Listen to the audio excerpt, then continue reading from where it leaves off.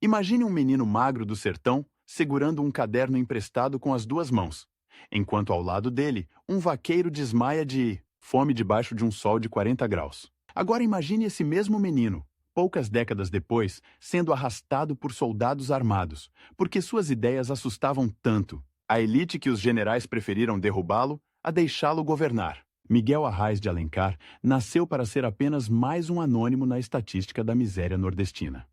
Em vez disso, virou o político, que faria o Recife parar para ouvi-lo, e o exército se mover para calá-lo. E o mais impressionante, desde muito cedo, o relógio já corria contra ele. Muito antes dos palanques lotados, das passeatas, dos discursos inflamados, havia o silêncio duro da infância no interior do Ceará. Miguel nasceu em 15 de dezembro de 1916, em Araripe, um pedaço de chão castigado pela seca, onde o vento levanta mais poeira do que esperança. Ele veio ao mundo numa família de pequenos proprietários rurais, nem coronéis da terra, nem retirantes sem nada. Gente apertada no meio, com o suficiente para não morrer de fome, mas perto o bastante da miséria para vê-la de frente, todos os dias. Desde pequeno, Miguel via duas realidades que quase nunca se tocavam. De um lado, os donos de terra, de chapéu de feltro e olhar duro, decidindo a vida de todos na ponta da caneta, ou do chicote. Do outro, trabalhadores queimados de sol, morando em casas de taipa, contando os grãos de feijão no prato das crianças. Entre essas duas margens do rio social, ele crescia, tentando entender por que o mundo precisava ser assim. Essa pergunta começou a martelar na cabeça do menino Miguel em cenas aparentemente simples. Uma delas, um fim de tarde de estiagem, quando o boi magro cai no terreiro, exausto. Um homem se abaixa, passa a mão na pele do animal e murmura: "Tá igual a gente. Se não chover logo, não levanta mais." Miguel observa, em silêncio, e grava essa imagem como quem grava uma revelação. Ali, ele percebe que, para o povo do sertão, até o gado tem mais valor que muitas pessoas. Quando o animal morre, é prejuízo. Quando morre um homem pobre, é só mais um.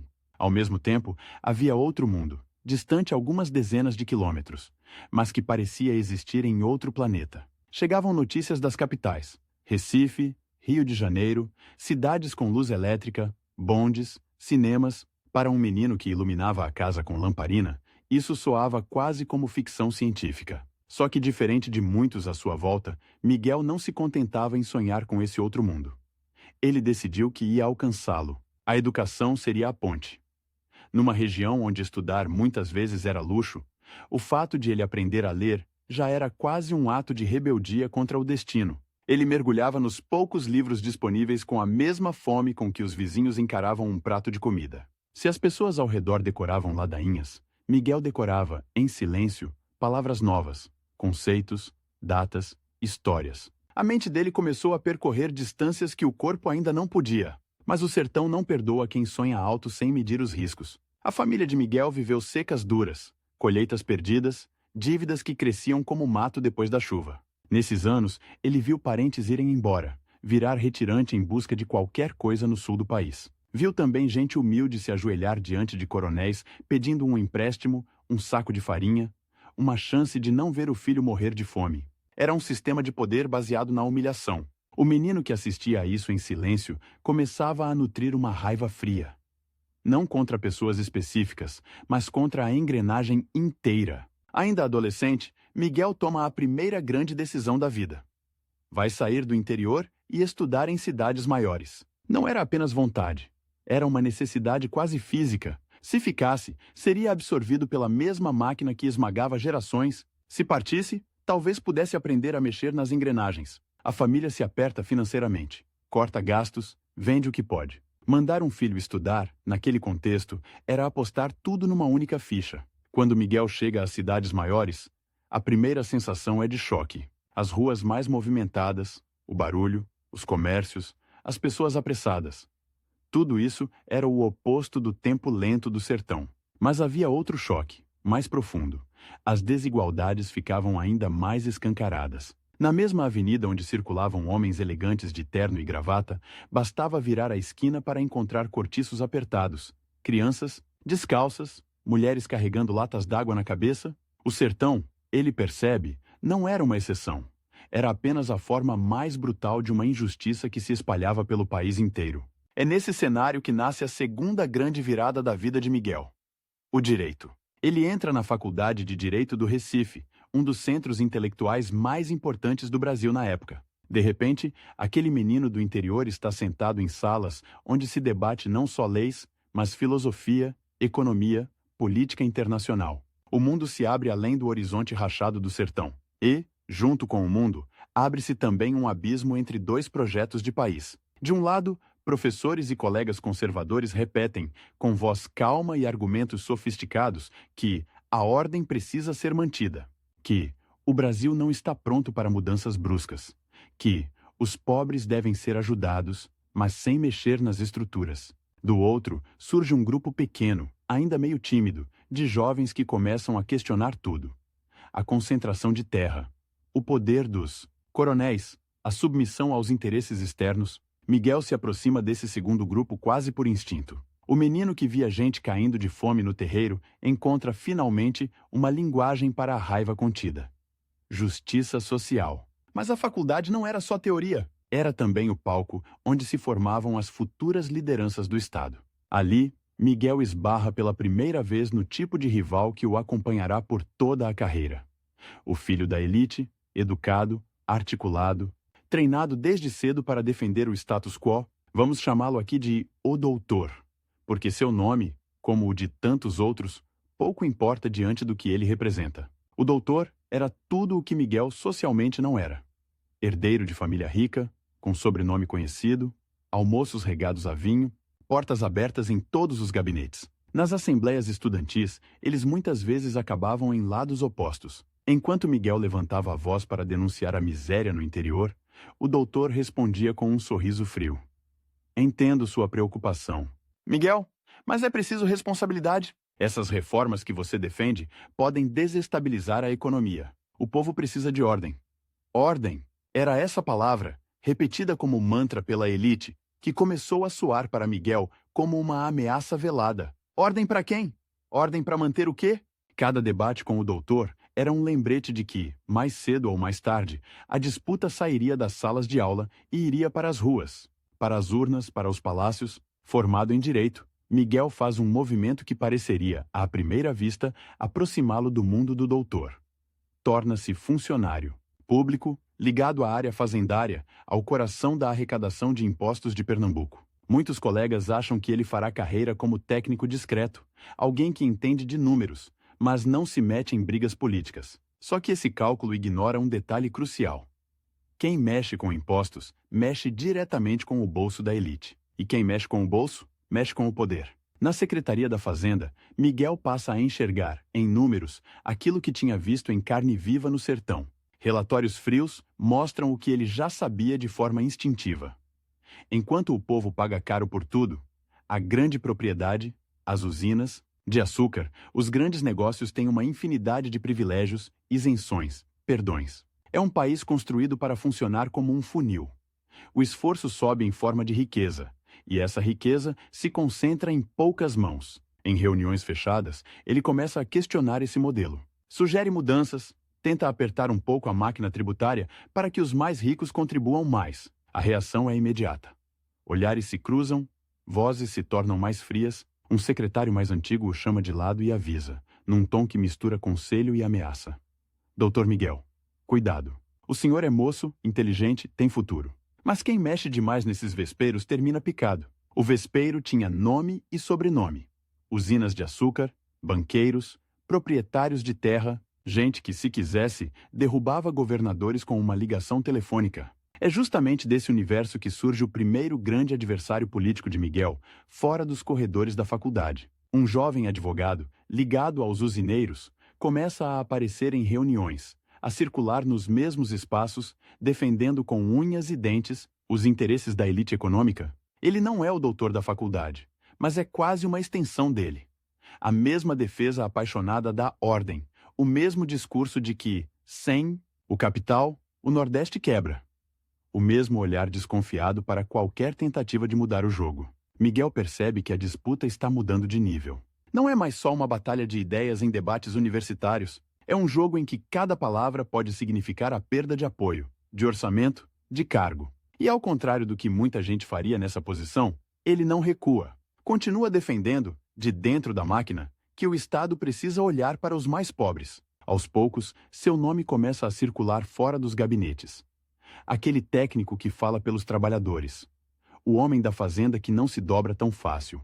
Essa reputação chama a atenção de um outro grupo em ascensão.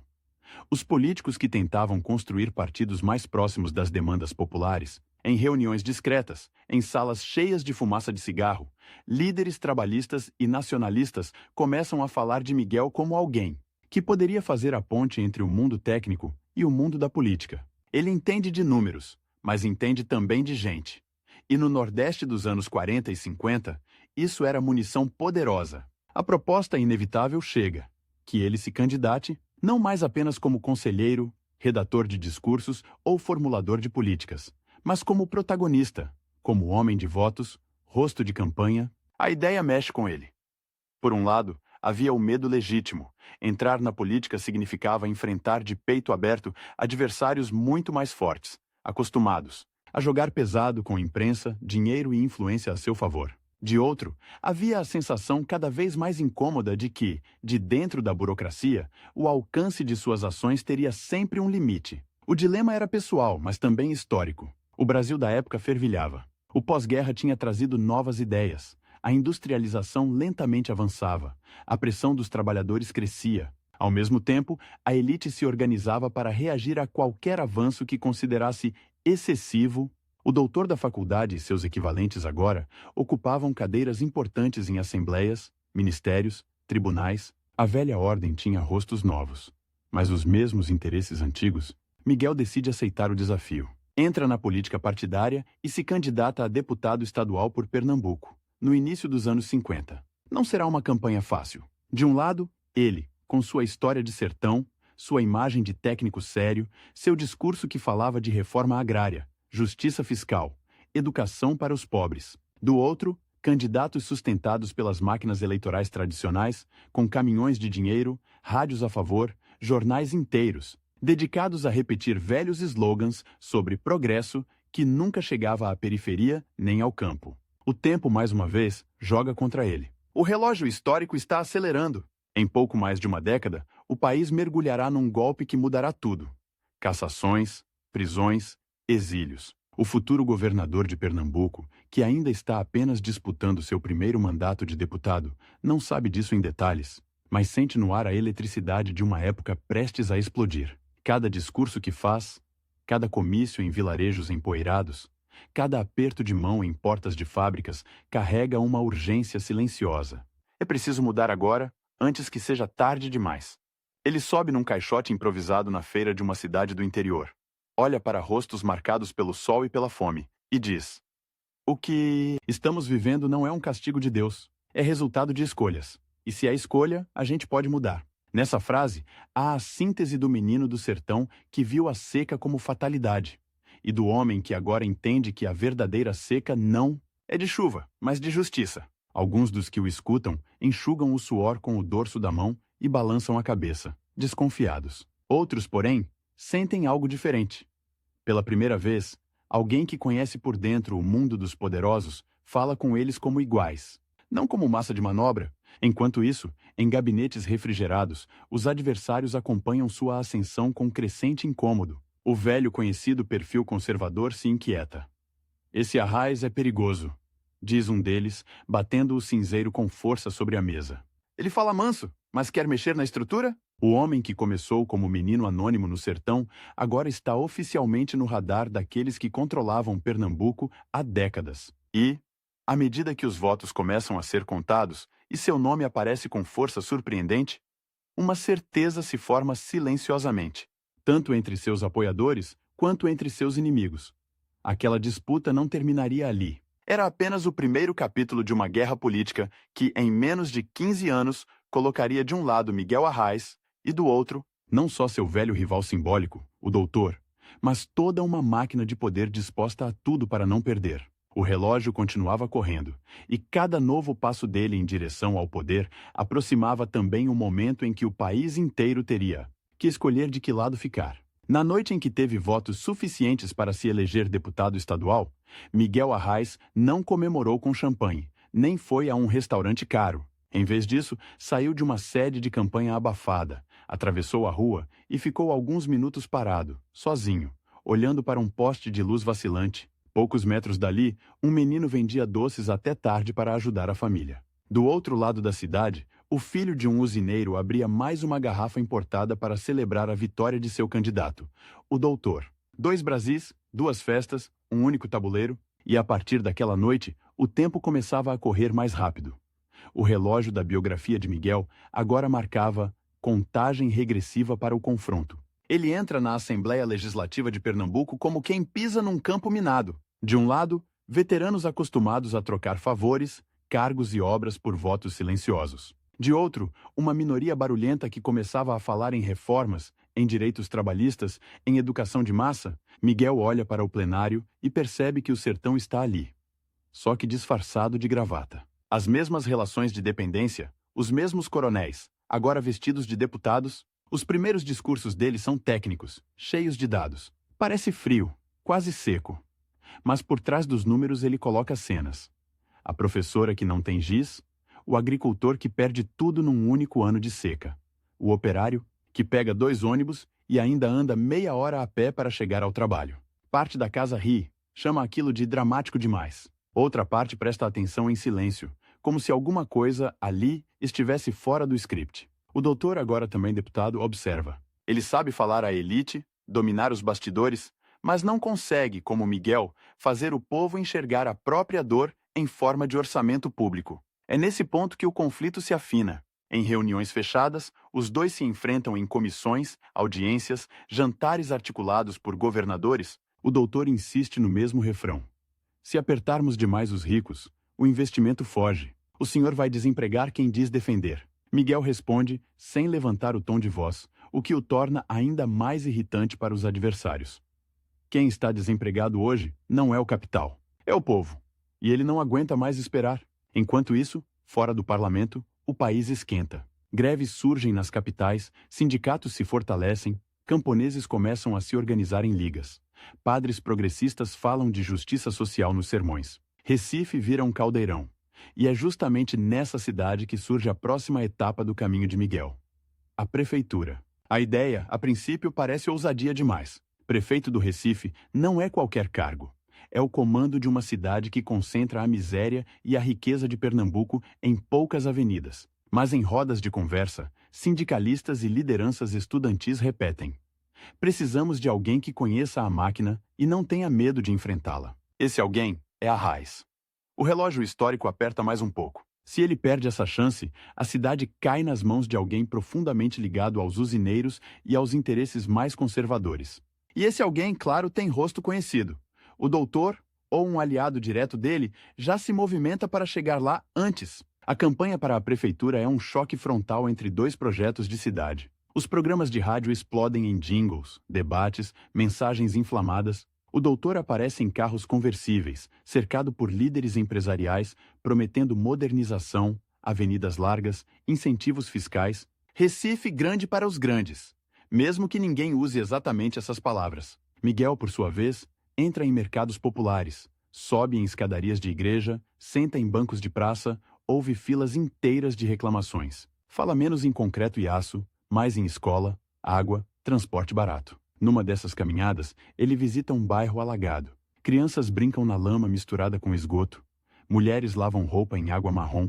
O cheiro é tão forte que parece grudar na pele. Um morador, com os pés submersos até o tornozelo, pergunta incrédulo: Doutor Miguel, o senhor acha mesmo que pode mudar isso? Miguel olha para aquele homem como quem olha para o próprio passado de sertão e responde: se eu não achar, não tenho o direito de pedir seu voto. A frase corre a cidade como um sussurro teimoso. Não é uma promessa mirabolante. É uma espécie de pacto moral. O doutor, sentindo que o adversário cresce, muda de estratégia. Começam os boatos. Miguel é radical demais. Vai espantar os investimentos. Vai colocar pobre mandando em tudo. Jornais alinhados à elite abrem manchetes insinuando irresponsabilidade, incompetência, perigo. Em reuniões fechadas, circula até a ideia de tentar barrar sua candidatura nos tribunais, por conta de supostas irregularidades inexistentes. O plano não vinga, mas deixa claro o nível do jogo. Chega o dia da eleição. O calor é espesso, o sol bate duro nas filas de votação. Em bairros de classe média, o clima é de tranquilidade. Nas periferias, atenção. Corre a notícia de que cabos eleitorais do doutor tentam comprar votos com notas dobradas dentro de santinhos. Há gritos, pequenas confusões, ameaças de briga. Em alguns pontos, a polícia aparece, não para proteger o povo, mas para intimidar quem ousa reclamar. À noite, a apuração começa lenta, quase cruel. Na sede da campanha do doutor, o uísque importado circula antes mesmo do primeiro boletim oficial. A vitória parece certa. Afinal, dinheiro, imprensa e alianças políticas estão alinhados. Já no comitê de Miguel, o ambiente é de contenção. Ninguém sabe se as mensagens que vieram das ruas se transformariam em votos reais. Os primeiros números surpreendem. Miguel aparece na frente em bairros populares. O doutor sorri de lado quando vê isso na rádio, convencido de que, quando os votos das zonas ricas entrarem, o quadro se inverte. Só que eles entram, e a vantagem diminui, mas não some. O tempo passa. Boletins chegam amassados, escrutinadores suados conferem atas à luz de lâmpadas fracas. A certa altura da noite, alguém faz as contas e percebe. Se a tendência continuar, Miguel será prefeito. Nesse momento, algo acontece nos bastidores. Mensagens circulam, telefones tocam, figuras importantes ligadas à elite pressionam autoridades eleitorais. Há boatos de recontagem, de atas perdidas, de urnas que não batem. O suspense dura horas demais para ser normal. Quando finalmente o resultado é anunciado, já de madrugada, a confirmação vem quase engasgada. Miguel Arraes, prefeito do Recife. A cidade acorda dividida. Nas áreas nobres, caras fechadas, comentários cínicos no café da manhã. Vamos ver quanto tempo esse sonho dura. Nos bairros mais pobres, um tipo diferente de silêncio. O silêncio de quem não sabe se acredita. Governantes sempre prometeram e quase nunca cumpriram. O novo prefeito terá pouco tempo para provar que é diferente. E agora, o relógio não marca apenas 4 anos de mandato. Marca também a contagem regressiva da paciência popular e da tolerância da elite. No gabinete da prefeitura, Miguel encontra uma máquina emperrada. Dívidas enormes, contratos suspeitos, obras superfaturadas, uma burocracia treinada para servir aos interesses dos de cima. Em sua mesa, pilhas de processos antigos que cheiram a mofo e corrupção. Ele decide começar atacando em 2 frentes. Reorganizar as finanças para liberar recursos e investir diretamente em quem mais precisa.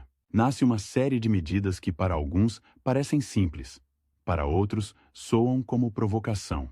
Redução de privilégios em contratos, revisão de isenções fiscais generosas demais, remanejamento de verbas para abrir escolas em áreas onde até então só havia bares e igrejas, criação de programas de assistência que, pela primeira vez, chegam de forma estruturada a comunidades esquecidas. O doutor, agora na oposição, morde a língua em público, mas ruge em privado. Em sessões na Câmara Municipal, aliados dele acusam Miguel de populismo, de irresponsabilidade fiscal, de querer comprar o povo com pequenas obras. O prefeito responde com gráficos, relatórios, planilhas, mas quando sai das reuniões, sabe que números não bastam.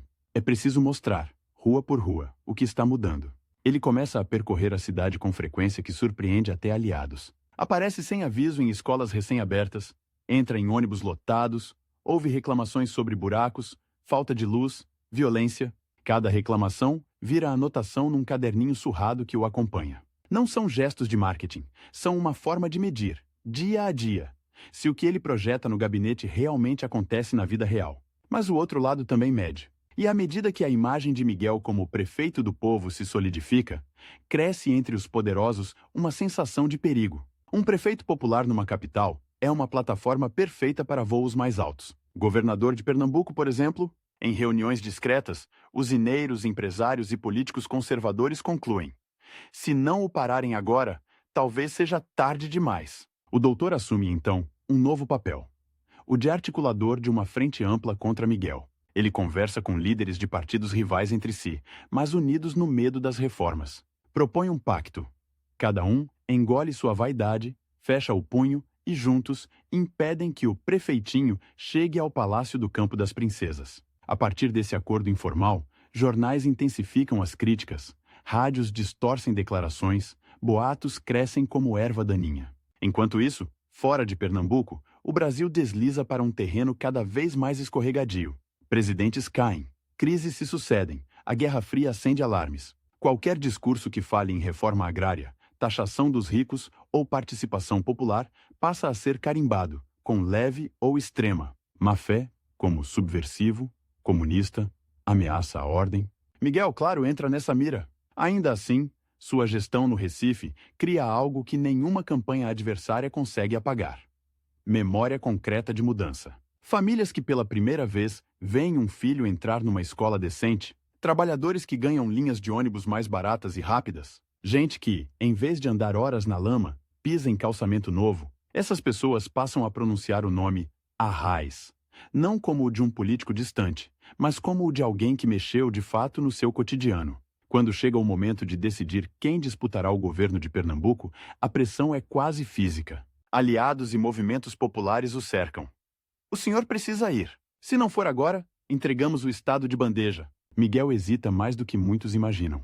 Ele sabe que o passo seguinte não é apenas uma promoção, é um salto para dentro de um furacão. Os sinais de reação conservadora em todo o país estão evidentes. Generais dão entrevistas cheias de recados, empresários falam em risco vermelho, em salvar o Brasil.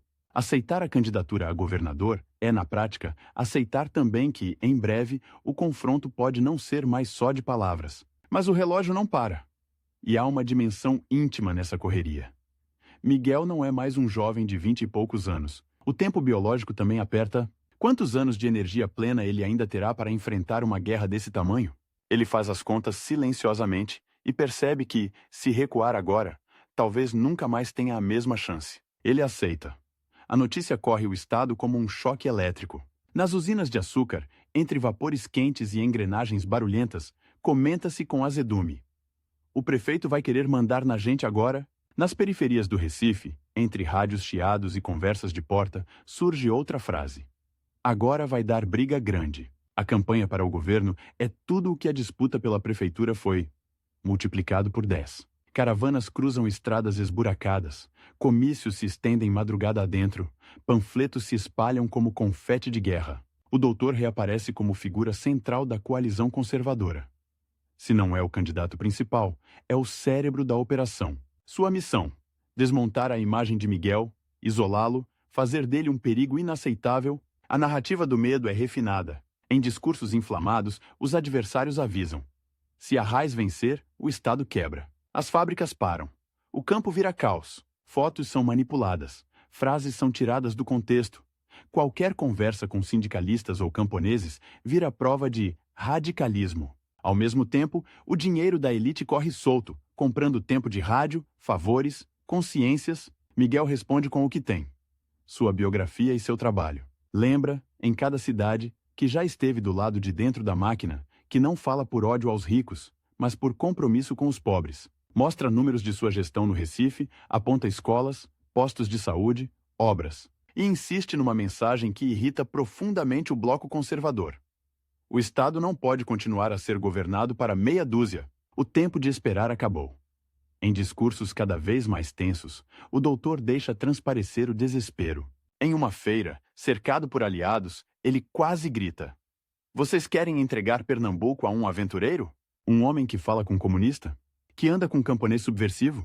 Alguns dos presentes, ligados diretamente aos grandes proprietários, batem palmas. Mas na beira do palanque, um grupo de trabalhadores se olha em silêncio e comenta: ele fala da gente como se a gente fosse doença. Esse tipo de fissura é imperceptível nos gráficos de intenção de voto, mas profunda na atmosfera da campanha. À medida que a eleição se aproxima, a sensação de tudo ou nada toma conta dos dois lados. Para Miguel, está em jogo mais do que um cargo. É a chance de transformar em política de Estado aquilo que experimentou na prefeitura. Para o doutor e seus aliados, o que está em jogo é a própria continuidade de um modo de mandar e lucrar. O dia da eleição amanhece pesado, com nuvens escuras sobre o Recife, como se o céu também estivesse em suspense. Em vilarejos distantes, camponeses caminham quilômetros para votar. Em áreas nobres, carros brilhantes encostam tranquilamente nas portas das sessões. Em muitos lugares, circulam relatos de intimidação, de ameaças, de pressões. Mas mesmo com medo, muita gente decide apertar o número de Miguel na urna, como quem faz um gesto de desafio. A apuração, novamente, é lenta, arrastada, dramática. Nas primeiras horas, a coalizão conservadora aparece na frente. Sorrisos se abrem, brindes são feitos. Em determinado momento, no entanto, os boletins do interior começam a chegar. E aí surge a surpresa. As áreas que sempre foram curral eleitoral de coronéis mostrarem números consideráveis para Miguel. Ali, onde o voto costumava ser tão controlado quanto a produção de açúcar, algo escapou do controle. Conversas, padres progressistas, sindicatos rurais, estudantes do Recife que voltaram às cidades de origem para fazer campanha. Pequenos gestos, somados, rompem o cerco. O mapa do estado, pintado em cores diferentes para cada candidato, vai mudando devagar, como uma fotografia sendo revelada em câmara escura. Em certo ponto da noite, é impossível negar. Miguel passa à frente. A partir daí, o clima nos bastidores fica denso. Há quem fale em fraude, em contestar o resultado, em não reconhecer a vitória. Um empresário bate na mesa e solta, num rompante revelador: se as urnas não nos defendem, outros vão defender. Ninguém responde, mas o silêncio ao redor diz tudo. A semente da solução de força está plantada. Quando, já tarde da noite, o resultado é oficializado, a cena se repete em dois mundos distintos. Nas mansões dos bairros ricos, luzes se apagam mais cedo. O telefone circula entre mãos trêmulas, listas de aliados são revisadas. Nas ruas estreitas e mal iluminadas da periferia, fogos improvisados estouram, gente se abraça, carros de som surgem do nada. Miguel Arraes, o menino do sertão que segurava um caderno emprestado, o funcionário público que desafiou vespeiros fiscais, o prefeito, que ousou mexer na cidade, estava, enfim, a caminho do Palácio do Campo das Princesas. O relógio, porém, não marcava apenas o início de um governo. Marcava, sem que ele soubesse com toda clareza, os poucos meses que restavam até que o outro lado resolvesse abandonar as aparências democráticas. Em algum lugar, naquela mesma madrugada, o doutor olhava pela janela fechada de um escritório, fumando em silêncio, e chegava à conclusão que mudaria tudo. Se pelas urnas não deu, seria preciso encontrar outro jeito de impedir Miguel de governar. O tempo, mais do que nunca, passava a ser um inimigo comum para os dois. Só que para um deles, a pressa significaria fazer reformas. Para o outro, significaria derrubá-las antes mesmo de começarem. No dia da posse, enquanto a banda marcial afinava os metais na praça e bandeirinhas tremulavam no vento quente, um detalhe passava, despercebido para quase todo mundo. Em arquivos sigilosos, em mesas de generais e diplomatas estrangeiros, o governo de Miguel Arraes já tinha uma data de validade imaginária. Ele assumia o Palácio do Campo das Princesas como governador de Pernambuco, e, ao mesmo tempo, como alvo. O relógio não marcava 4 anos de mandato. Marcava: quantos meses esse homem vai aguentar mexendo onde ninguém nunca mexeu? Ao entrar no palácio, Miguel não se deslumbra com lustres nem com salões. O que o impressiona é outra coisa. A quantidade de gente pendurada no governo sem função real. Cabides de emprego, diria qualquer trabalhador. Ele percorre corredores cheios de portas com plaquinhas pomposas e salas quase vazias. Entende, em poucos dias, que o Estado era governado como uma grande fazenda de luxo. Poucos mandam, muitos servem. Quase nada chega ao povo. Ele decide começar o choque logo ali, dentro de casa. Corta cargos fantasmas, revisa contratos, trava guerra com grupos acostumados a viver do orçamento público sem nunca ter pegado um ônibus lotado ou pisado num chão de barro. É a primeira ruptura concreta. Pela primeira vez em muito tempo, alguém entra no governo de Pernambuco para tirar privilégios em vez de distribuí-los entre amigos. Do lado de fora, o desafio é ainda maior. O Estado é um retrato brutal da desigualdade. Engenhos verdes e brilhantes cercados de pobreza marrom e cinza. Na zona da mata, cortadores de cana dormem em mocambos precários, acordam antes do sol e se deitam sem saber se o salário vai dar para o feijão. No sertão, famílias inteiras caminham quilômetros atrás de um carro-pipa. Nas periferias do Recife, crianças aprendem a contar usando latas de óleo como brinquedo.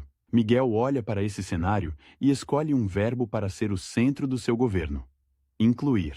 Incluir quem? Os que nunca estiveram na conta. Uma das primeiras frentes é a educação. Ele chama para conversar professores, técnicos, gente que vinha discutindo novos métodos de alfabetização. Não quer um programa bonito no papel. Quer algo que atravesse o Estado como um raio. Surge, então, um plano ousado de educação popular, inspirado em experiências como as de Paulo Freire. Círculos de cultura, Alfabetização de adultos em ritmo acelerado. Aulas que partem da vida real.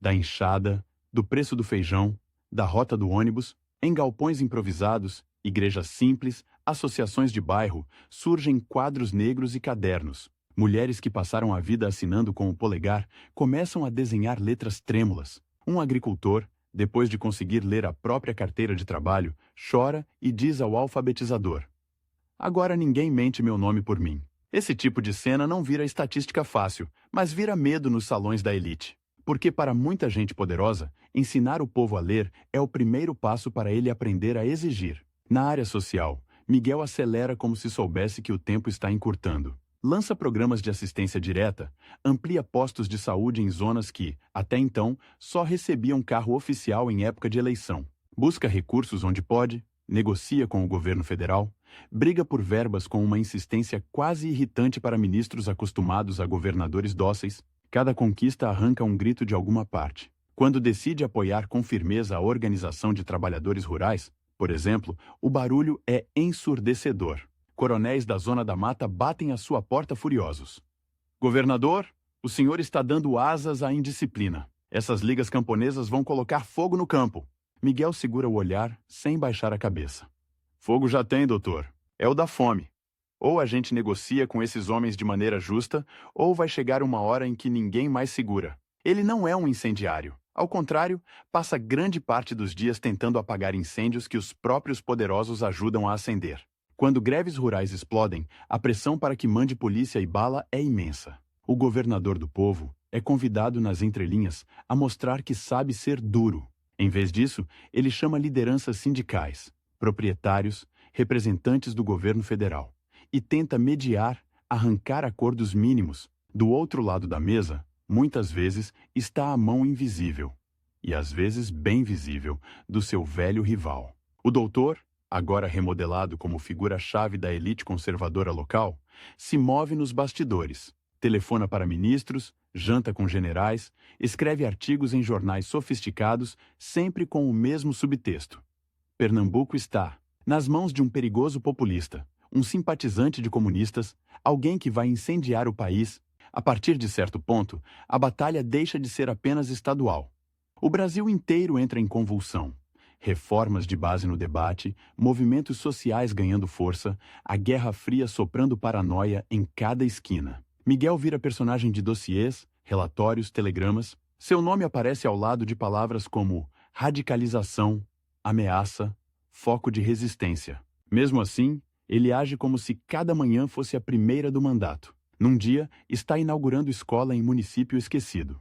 No outro, inspecionando obra de abastecimento de água.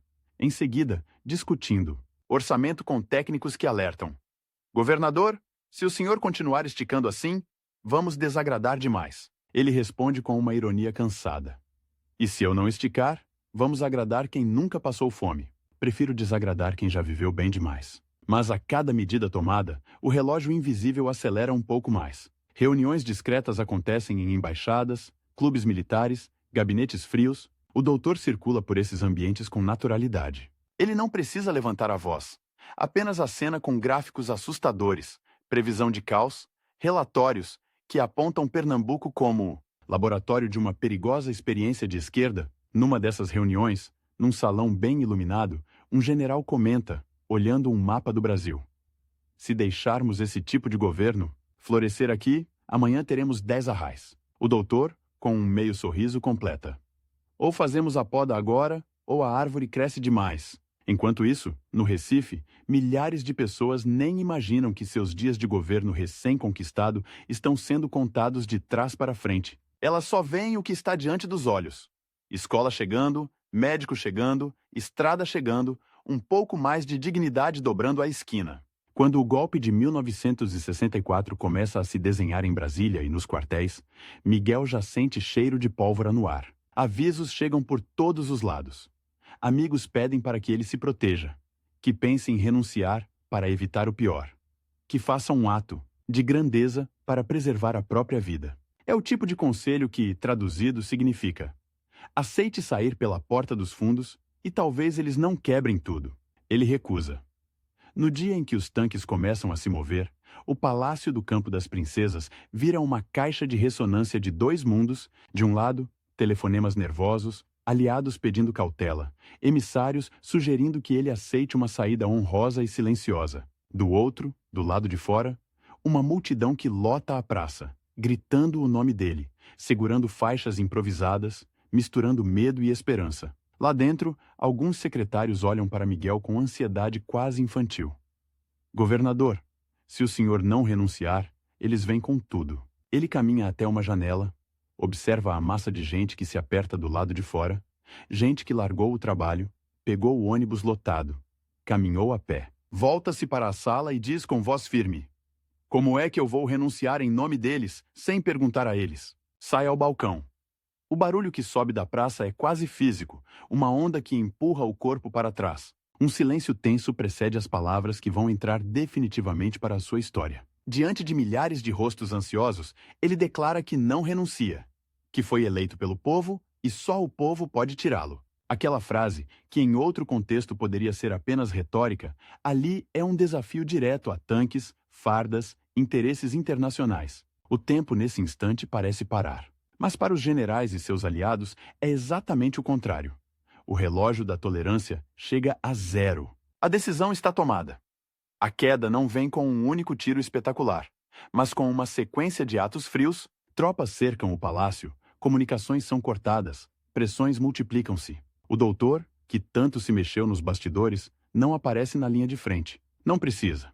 Seu trabalho já foi feito. Convencer os homens de farda e terno de que Miguel não poderia continuar.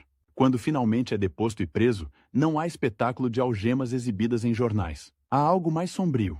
Deslocamentos silenciosos, portas de cela que se fecham, interrogatórios sem plateia. Ele é levado primeiro ao quartel, depois a presídios distantes. Passa por Fernando de Noronha, pela Ilha das Cobras, por fortalezas que cheiram a mofo e sal, onde o vento bate nas grades como se tentasse entrar para fazer companhia. Na solidão das celas, o tempo muda de textura. Dias se arrastam, noites se confundem. Às vezes, o ruído de botas no corredor anuncia mais um interrogatório. Outras vezes, anuncia apenas o tédio cruel de quem vigia sem ter o que fazer. Miguel escreve cartas que nem sempre chegam, lê e relê livros gastos, revisita mentalmente cada decisão tomada no governo. Para quebrar o homem, sugerem a ele uma saída suave. Assinar papéis admitindo erros, pedir desculpas, afastar-se da política. Em troca, promessas vagas de liberdade, exílio menos duro, alguma paz. Ele responde com a mesma calma que irritava o doutor nos debates. Não posso confessar um crime que não cometi. Governar para os pobres não é crime. A persistência para muitos parece teimosia suicida. Mas é ela que mantém viva, do lado de fora, a imagem de um governante que preferiu perder o cargo a trair o mandato. Aos poucos, o nome Arraes atravessa muros, celas, censuras e vira bandeira para estudantes, exilados, trabalhadores clandestinos. Quando finalmente consegue sair do Brasil rumo ao exílio, não é fuga, é expulsão sofisticada. O recado é claro. Aqui, sua presença é incômoda demais. Miguel escolhe a Argélia, um país que acabara de conquistar sua independência e fervilhava de debates sobre desenvolvimento, descolonização, justiça social. É um mundo ao mesmo tempo estranho e familiar. Outro idioma, outro deserto, mas a mesma luta de gente pobre tentando se levantar. Em Argel, ele não vive como um mártir em pedestal, e sim como um trabalhador exilado. Atua como consultor econômico, acompanha de perto projetos de reconstrução do país, convive com lideranças de movimentos de libertação africanos, em reuniões discretas, ajuda a articular redes de solidariedade, troca experiências, conta como foi enfrentar coronéis do açúcar e elites brasileiras. À noite, muitas vezes, a memória puxa o corpo de volta para o Recife. Ele imagina a praça em frente ao palácio, as escolas que começou a criar, as obras interrompidas pelo golpe. A sensação é a de ter deixado um livro pela metade, de ter sido arrancado do meio de uma frase, mas mesmo longe, continua escrevendo essa frase em outro tipo de papel. Cartas, artigos, análises, conversas com jovens militantes, que o escutam como quem escuta um sobrevivente de batalha. Os anos passam, a ditadura no Brasil endurece, depois, lentamente começa a rachar.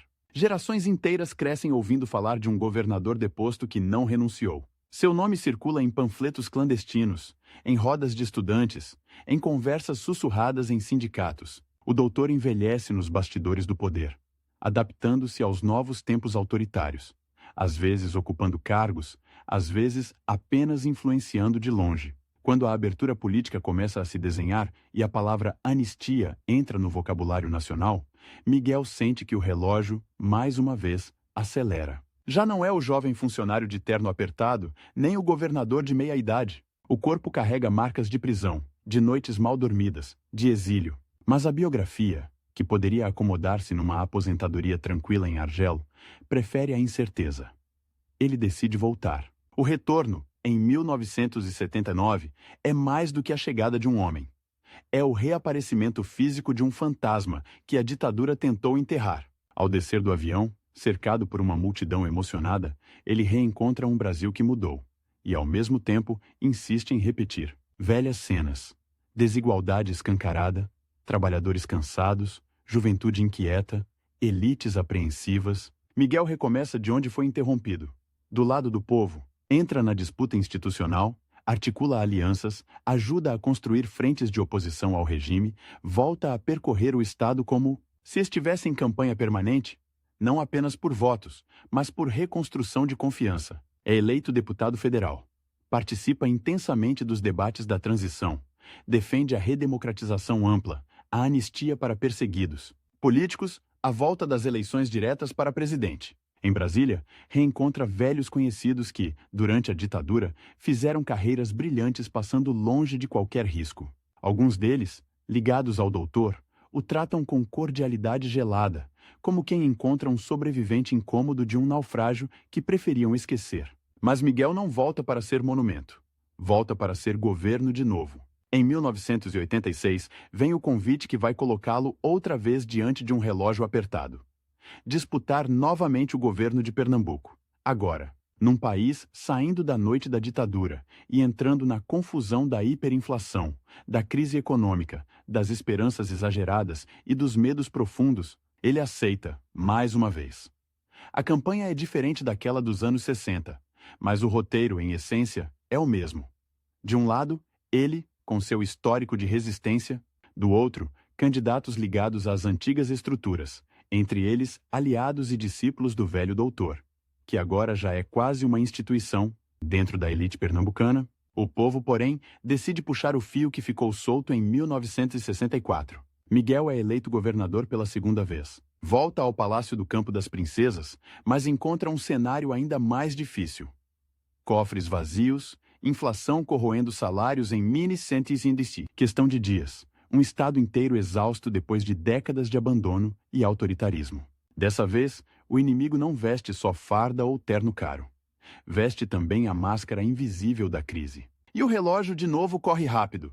Em 4 anos, será possível mostrar diferença real num país que parece pegar fogo a cada mês? Ele começa atacando onde sempre acreditou ser mais urgente. Na vida concreta dos mais pobres. Retoma e amplia programas sociais. Investe em saúde básica, abre escolas, tenta reorganizar a rede pública num contexto de orçamento estrangulado. Sabe que não pode repetir a ingenuidade de achar que bastam boas intenções. O sistema está ainda mais complexo, com bancos internacionais, planos econômicos mirabolantes, pressões de todos os lados. Uma de suas marcas nesse segundo governo é olhar com atenção renovada para os trabalhadores rurais, sobretudo os cortadores de cana.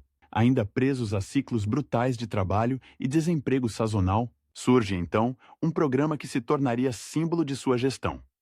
Um sistema de proteção para o período da entre-safra, garantindo renda mínima a quem, todos os anos, era jogado ao abandono quando os engenhos paravam. Para muitos trabalhadores, isso significou pela primeira vez atravessar meses de inatividade sem cair no abismo total. Na infraestrutura, investe na recuperação de estradas esburacadas, em sistemas de abastecimento d'água para cidades do interior, em energia para comunidades que ainda viviam à luz de lamparina. Nada disso é espetacular como um grande estádio ou uma ponte monumental, mas muda silenciosamente o cotidiano de milhares de pessoas. A oposição, reorganizada e agora vestindo a linguagem da modernização econômica, ataca de novo.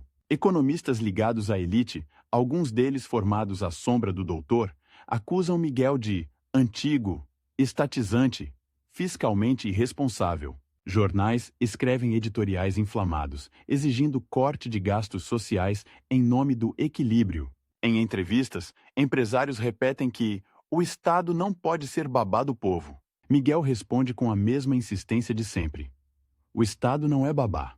É, ou deveria ser, o instrumento do próprio povo. Sabe, porém, que a batalha de narrativas agora se trava também na TV, em gráficos coloridos, em debates onde quem fala difícil parece mais competente. Ainda assim, sua figura de velho resistente, que já passou por prisão e exílio, comunica algo que nenhum marqueteiro consegue fabricar: coerência. Ele governa como quem está com um cronômetro na mão, não apenas por causa do mandato curto, mas porque sente no corpo o peso dos anos. A saúde cobra seu preço, reuniões se estendem madrugada adentro, decisões precisam ser tomadas entre uma crise de caixa e uma greve de servidores. O tempo, mais uma vez, é seu adversário e aliado.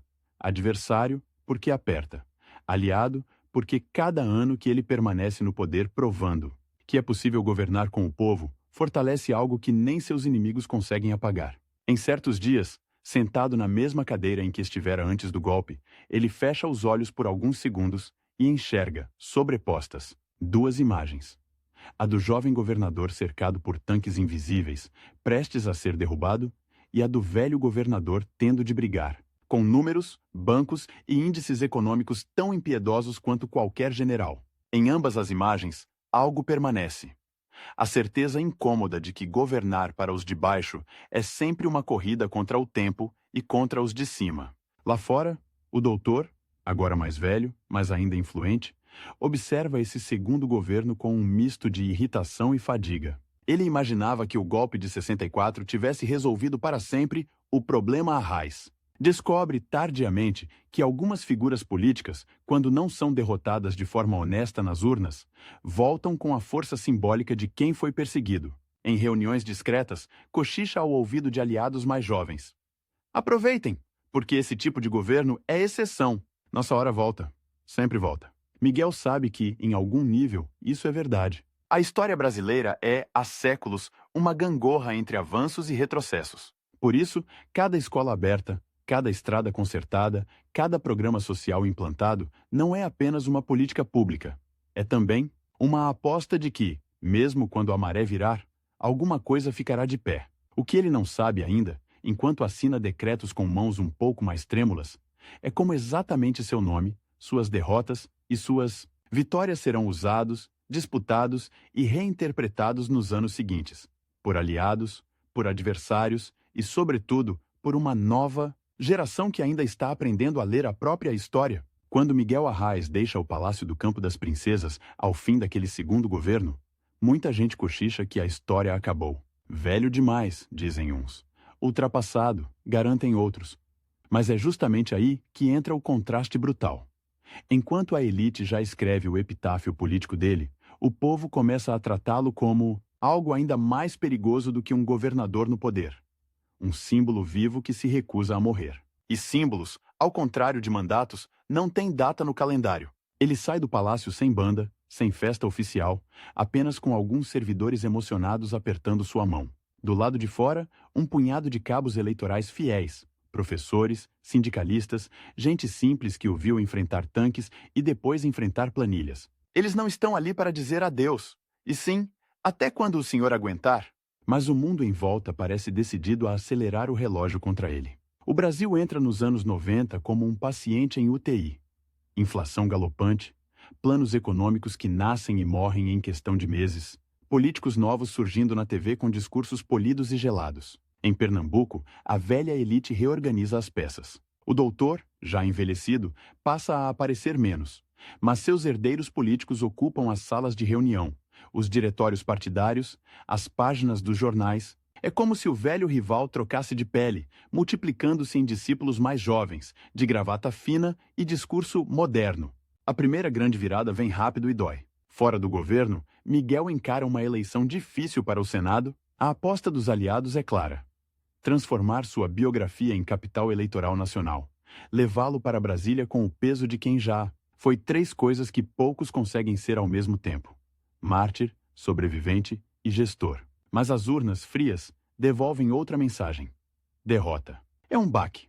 Para os adversários, a prova de que o mito Arraes não resiste à modernidade da TV em cores, dos marqueteiros, da linguagem econômica complicada. Em reuniões discretas, um dos jovens pupilos do doutor comenta, com um sorriso de canto de boca: respeito à história dele, claro, mas a política mudou. O tempo dele passou, só que na trajetória de Arraes, derrota raramente é ponto final. É vírgula longa. Longe de se recolher, ele volta a fazer o que mais sabe: organizar, costurar, andar. Viaja pelo interior, participa de debates, articula a reconstrução do Partido Socialista Brasileiro, que logo passa a ter nele, não só uma liderança, mas um eixo moral. Enquanto muita gente da velha guarda escolhe se adaptar sem constrangimento ao novo jogo de favores de Brasília, Miguel insiste em falar de reforma agrária, de trabalhador rural, de Estado como instrumento de justiça. Palavras que muitos consideram démodé, mas que, estranhamente, ainda fazem sentido para quem pega ônibus lotado e vive de salário mínimo. O país entra na era do plano real, da promessa de moeda forte, da ideia sedutora de que a estabilidade econômica pode substituir qualquer outro tipo de sonho coletivo. Em Pernambuco, os herdeiros do doutor desenham um discurso perfeito para o novo momento: gestão eficiente, corte de gastos supérfluos, de choque de modernidade. Traduzindo: menos Estado para os pobres, mais espaço para os velhos interesses de sempre, agora embalados em linguagem técnica. É nesse cenário aparentemente desfavorável, com o relógio da idade marcando quase 80 anos, que Miguel decide protagonizar um dos maiores plot twists da sua própria história. Volta a disputar o governo do Estado. Muita gente, inclusive aliados, tenta demovê-lo. Doutor Miguel, o senhor já provou tudo o que tinha para provar. Vai descansar, cuidar da saúde? Ele responde com um meio sorriso cansado. Descansar de quê? De lutar?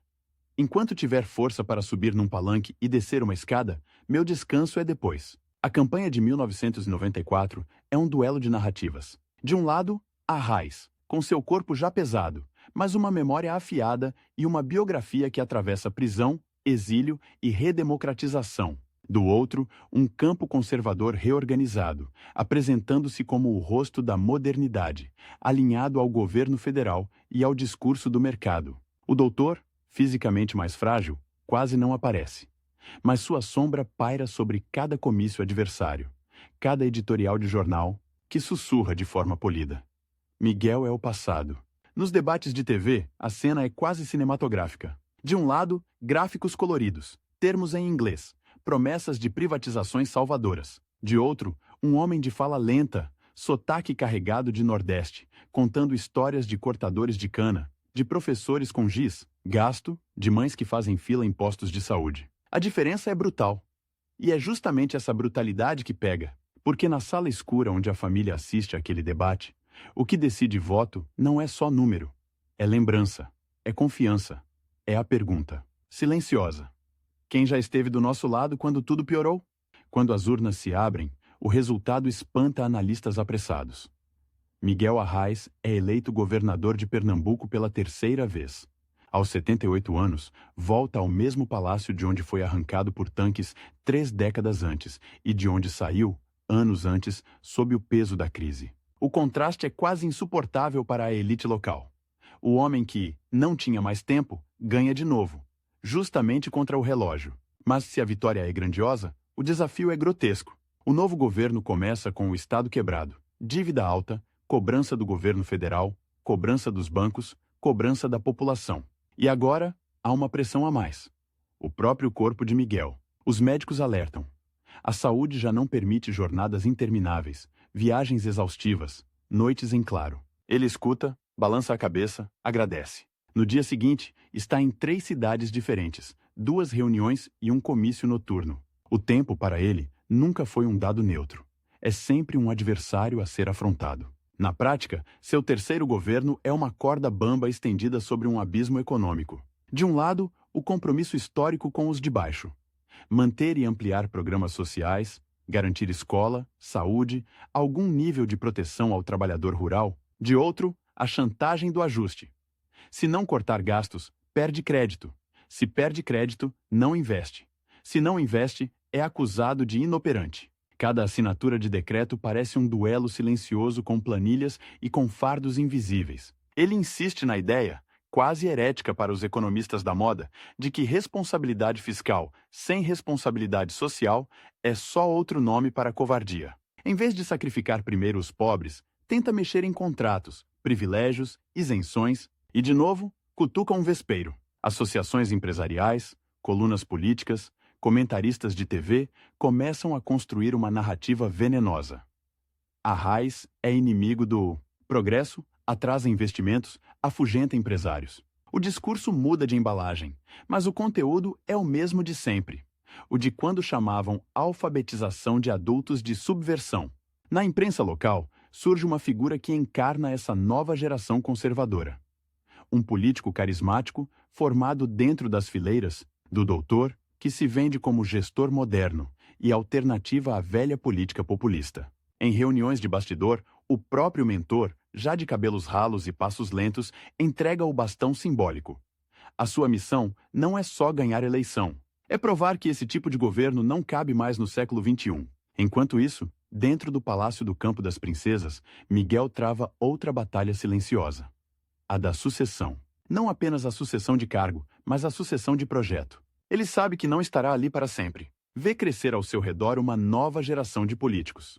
Entre eles, um neto de olhar inquieto, Eduardo, que o acompanha em reuniões. Anota tudo, discute estratégias, aprende a ler a geografia do poder nos mínimos detalhes. O velho governador enxerga naquele jovem não um príncipe herdeiro, mas alguém capaz de traduzir sua velha teimosia em linguagem de um novo tempo. O relógio, porém, não alivia. A crise fiscal se aprofunda. Prefeitos pressionam por recursos que o Estado não tem, servidores ameaçam greve, adversários farejam sangue. Na reta final do mandato, a narrativa de cansaço ganha força. Arraes está velho demais, repetem como um mantra. É hora de alguém mais jovem, mais moderno, mais alinhado com o Brasil que deu certo. A expressão Brasil que deu certo inclui, curiosamente, muito pouca gente que pega ônibus lotado. Na eleição seguinte, a elite joga pesado. O pupilo do doutor vem à disputa com apoio maciço da imprensa, do empresariado, de setores médios que aprenderam a associar qualquer política social robusta à palavra gasto, como se saúde e escola fossem luxo. Não é apenas uma disputa de cargos, é um referendo sobre o próprio estilo de governo de Arraes. E dessa vez, o resultado é duro. Derrota. Do lado de fora dos palanques, há quem comemore como se tivesse derrubado um regime. Um comentarista, num programa de TV, solta, com um sorriso tecnocrático: Pernambuco, enfim, vira a página de um ciclo populista. É uma frase que poderia soar definitiva, mas na história de Miguel Arraes, nada é tão simples, porque mesmo derrotado nas urnas, ele sai da eleição com algo que nenhum rival pode comprar. Uma biografia que se cola à memória afetiva de milhões. Já sem o peso diário do governo, mas ainda com a mente afiada, ele decide que não vai se aposentar no papel de ex-governador venerado em homenagens. Em 2002, num país ainda tonto de escândalos e promessas, volta a disputar um mandato de deputado federal. Muita gente pensa que será uma candidatura de honra, simbólica. As urnas respondem diferente. Miguel é eleito com votação estrondosa, uma das maiores do estado. Aos 86 anos, volta a Brasília não como peça de museu, mas como voz ativa de um campo político que resiste. Nos corredores da Câmara, sua figura chama a atenção. Jovens deputados se aproximam com uma mistura de curiosidade e reverência, como quem vê um personagem de livro de história caminhando em carne e osso. Alguns perguntam sobre o cárcere, o exílio, o golpe. Outros querem saber como ele enxerga aquele novo Brasil da virada do século, com programas sociais nacionais surgindo, um operário. Na presidência, a palavra inclusão voltando ao vocabulário oficial. Ele responde com a calma de quem já viu o pêndulo da história ir e voltar muitas vezes. Nada é garantido. O que hoje é conquista, amanhã pode ser desmontado. A diferença é que, agora vocês estão aqui dentro também. Usem isso. Ao mesmo tempo, acompanha de perto a ascensão do neto Eduardo, que assume cargos importantes no governo federal, e depois volta a Pernambuco para construir sua própria trajetória. A relação entre os dois não é de obediência cega, é de debate. Em conversas longas, que atravessam madrugadas, discutem modelos de desenvolvimento, alianças possíveis, limites entre pragmatismo e traição de princípios. O velho sabe que não pode entregar ao neto uma cartilha pronta. O máximo que pode fazer é legar um norte. Governar, onde quer que seja, sempre com os de baixo na conta. Enquanto isso, o doutor, já quase invisível na cena pública, assiste de longe a essa transição geracional. Seus herdeiros ocupam cargos, mas nenhum deles carrega sozinho o peso simbólico que ele imaginou deixar para a história. Em certo sentido, perde a última batalha. Tentou sepultar a raiz como relíquia do passado e vê, com irritação silenciosa, o velho, rival transformar-se em referência para uma nova geração que sequer viveu o golpe de 64, mas carrega camisetas com seu rosto estampado. O corpo, porém, cobra. Em 2005, Miguel é internado com problemas respiratórios. O país, já acostumado a vê-lo como resistente e inabalável, demora a acreditar na gravidade da situação. Mas desta vez, não há como negociar com o tempo, nem como fazer acordo com o próprio pulmão. No hospital, familiares, amigos, antigos companheiros de cela e de exílio se revezam em visitas silenciosas. Em Brasília e no Recife, parlamentares interrompem discursos para registrar preocupação. Nas periferias, em vilarejos do sertão, em engenhos da zona da mata, a notícia corre de boca em boca, muitas vezes acompanhada de uma frase simples: se ele for embora, quem é que vai falar por nós? Quando a morte é anunciada, em 13 de agosto de 2005, o país assiste a uma cena que desmonta qualquer narrativa simplista. Governantes de diferentes partidos prestam homenagem. Adversários históricos emitem notas respeitosas. Especialistas disputam interpretações sobre seu legado, mas o núcleo duro de sua história está lá fora, nas ruas. Uma multidão de gente anônima, chorando como se tivesse perdido um parente. O caixão segue pelas ruas do Recife em cortejo, e é difícil dizer onde termina o velório oficial e começa a romaria popular. Gritos de "Miguel, presente!" misturam-se a silêncio pesado, a olhares marejados de quem lembra não de grandes discursos, mas de pequenas transformações no cotidiano. A escola que chegou, o posto de saúde que abriu, a estrada que tirou a comunidade do isolamento.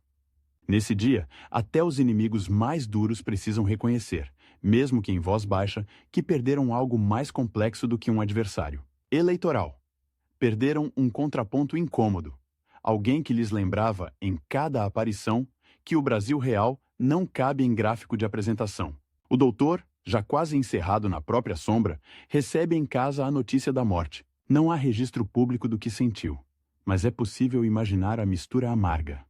Alívio tardio, talvez, e uma ponta de derrota simbólica. Afinal, passou a vida tentando provar que Miguel era um erro da história. Quem acaba sepultado ovacionado por multidões é justamente aquele que tentou eliminar. O legado de Arraes, porém, não cabe apenas em homenagens. Ele se espalha em camadas. Está, por um lado, nos programas de proteção ao trabalhador rural, que ajudou a consolidar, na ideia de que o Estado tem obrigação de garantir um mínimo mesmo na entre-safra, quando o mercado abandona. Está nas políticas de educação popular que inspirou, que ecoaram décadas depois em iniciativas de alfabetização e de escola integral. Está, sobretudo, numa pedagogia de coragem.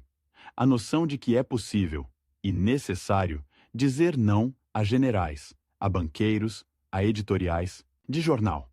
Quando o preço do sim é trair o povo que colocou você ali. Mas há também uma dimensão de disputa. Após sua morte, diferentes grupos tentam se apropriar do nome Arraes. Uns destacam o gestor eficiente, outros, o revolucionário contido. Há quem tente esvaziá-lo de radicalidade, transformando-o num avô bonzinho da política.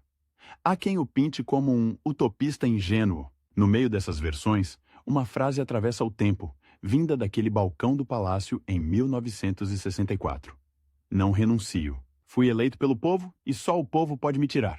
É essa frase, mais do que qualquer slogan de campanha, que solidifica sua imagem como alguém que, diante do ultimato do poder, escolheu ficar com o lado mais fraco. E justamente por isso, mais forte. Anos depois, quando o neto Eduardo chega ao governo de Pernambuco e tenta, à sua maneira, atualizar o projeto de desenvolvimento com inclusão, muita gente enxerga ali a continuidade de um fio iniciado décadas antes, quando um jovem funcionário de terno barato entrava na política sem imaginar o tamanho das batalhas que viria a travar. É como se Miguel, mesmo ausente, continuasse disputando o futuro através de outros corpos, outras vozes, outros contextos. No fim das contas, talvez seu maior legado seja esse incômodo persistente que deixa na história brasileira. A prova viva de que, mesmo num país acostumado a ver a elite ganhar no tapetão, é possível que um homem vindo de baixo, com sotaque carregado e ideias consideradas perigosas, enfrente coronéis, generais, tecnocratas, perca muitas vezes, ganhe algumas. E ainda assim, morra cercado por um povo, que o chama pelo primeiro nome, como quem se despede de alguém da família. Porque na contabilidade final que importa, não são os diplomas na parede nem as colunas de jornal que pesam mais. São as vozes que, décadas depois, ainda repetem em sindicatos, em escolas, em casas simples de barro ou tijolo, uma frase quase sussurrada, meio pergunta, meio certeza. Se até Miguel Arraes teve coragem de não abaixar a cabeça, quem somos nós para desistir tão fácil?